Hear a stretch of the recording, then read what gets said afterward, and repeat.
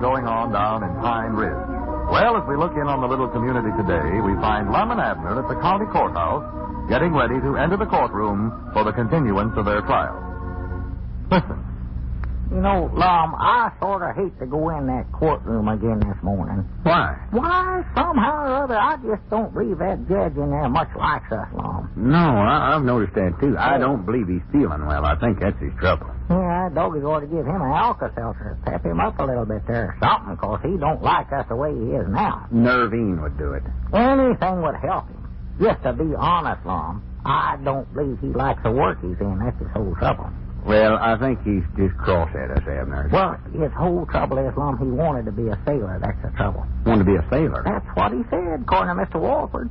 Mr. Walford is telling me this morning that he told him yesterday, said if they'd have told him in law school that he was going to have a case with us in it, he'd have run off and joined the Navy. Oh, I guess that's the trouble. Yeah, he wants to be a sailor. That's his whole trouble. Well, it just seems like everything we do gets him more upset. Oh, he pounds that gravel? He's going to beat that. Gavel. Huh? Gavel, that is. Well, whatever it is, he pounds it. He's going to beat that desk right down flat on the floor and looks at me and glares. Donkey. Well, you keep interrupting him, Abner. Well, I won't interrupt him. This is us being tried, not him. They ain't going to do nothing to him. Is there any way we could get a different judge in there, Lum? I don't think so. I studied about that. Too late now. Well, we could get some special friend of ours in there. Yeah, I'll tell you, old Judge Tompkins over there at Mount Ida, he'd be a good one. Oh, I don't know about him. I believe I'll get up in there in court today and ask him if we can have Judge Tompkins. No, now, you just leave him alone now. You're going to make him madder than ever. Well, he can't be no madder than he is now. I'll tell you that right now. I just hope if they want to put Doc Withers on the witness stand today that he shows up instead of sending us a note about Mr. Johnson's goat having a relapse. Yeah, oh, me too. That made that judge awful mad. I know it. I don't see why that made him so mad. Well, I don't either, but he fumed and beat that desk. Wasn't Doc's fault the goat was sick. No. Oh, it might have been, too. I don't know. Well, I don't either. The fact is, I never did find out just what was wrong with the goat this time. Did you? No, what's more, I never wanted to. Well, I'd love to know if Mr. Johnson's goat, as long as Doc's taking care of it, I'd like to see him do the best he can. Why don't we ask Mr. Walford if there ain't some way we can get another judge? Well, to be right honest, Abner, I ain't so sure Mr. Walford could tell us. Could tell us? What matter? Is he mad at us, too? No, but sometimes he acts like he don't hardly know what's going on around here. No, yeah, he does. But then again, he'll just get up there and talk his head off. Don't if he uses big words, too. Have you noticed that? I know. Uncommonly big ones. He's smart. With him at all. He's a hard feller to figure out. You noticed once yesterday when it come time for him to cross-examine one of Squire's witnesses, I had to wake him up. Yeah, I noticed you over there shaking him. Sound asleep. He claimed he weren't sleeping, said he was just studying up some new line of attack. Yeah. Say, Lum, what's that little old magazine he's always reading?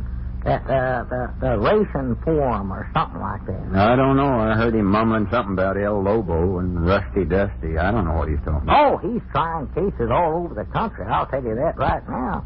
He told me today, he said he had a loser, though. He lost a case out at Santa Anita.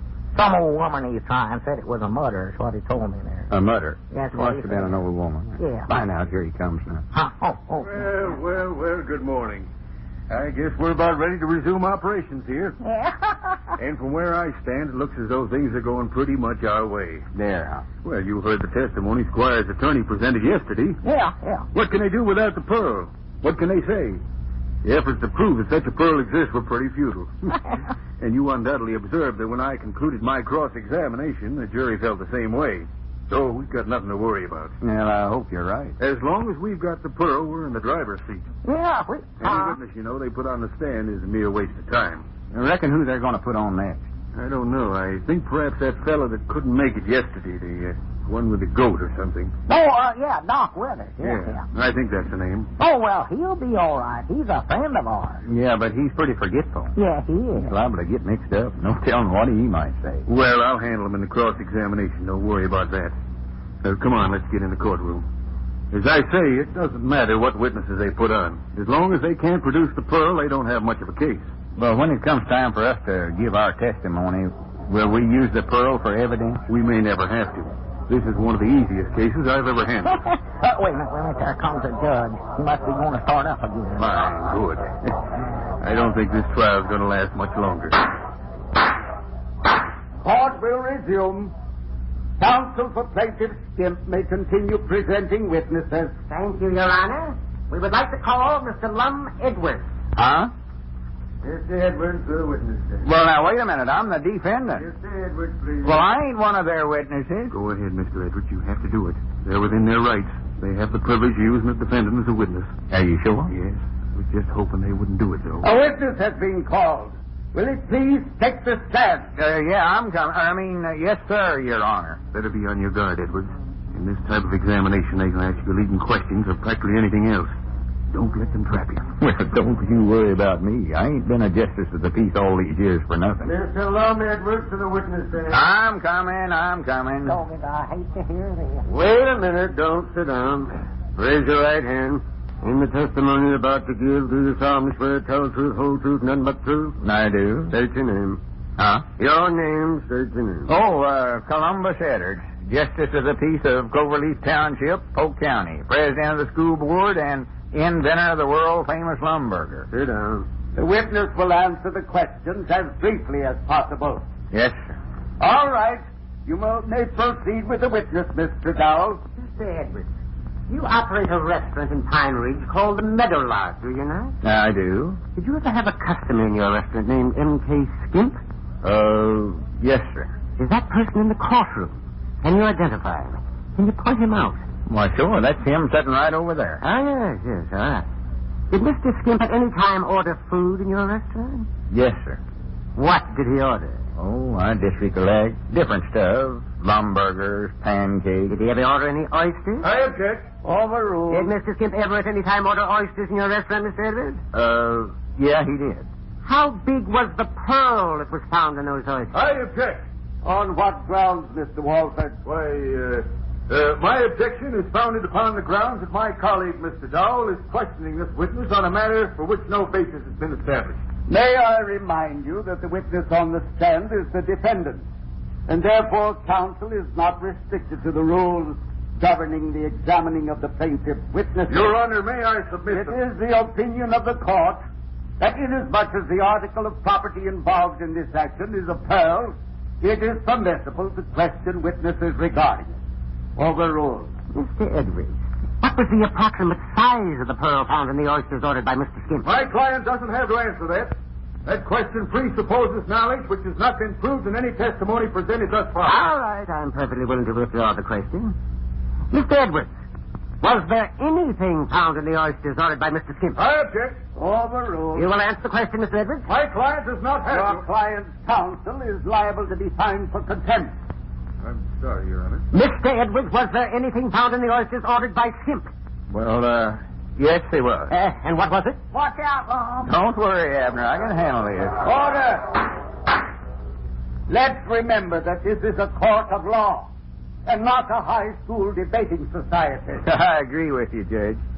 Mr. Edwards, I understand that you're a justice of the peace. Yes, sir. Polk County. Been in office for over 20 years. I've married more than 80 young couples, and most of the marriages have turned out good.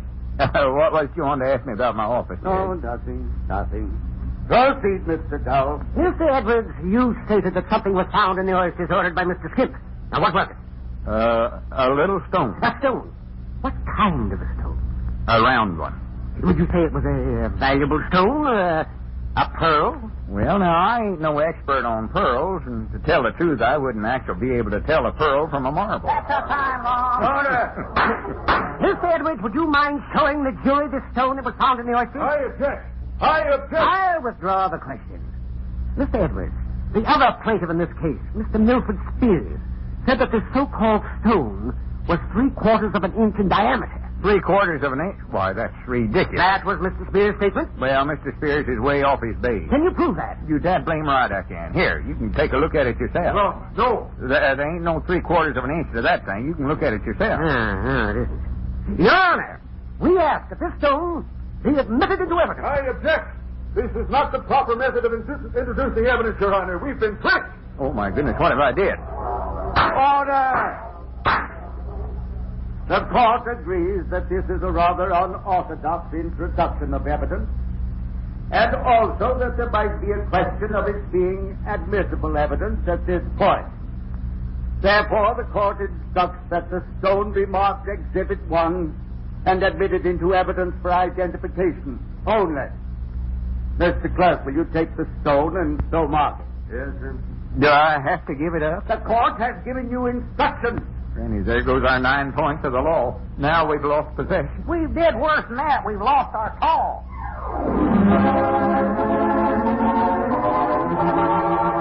Yes, and it's hard to win a game of marbles without your tall.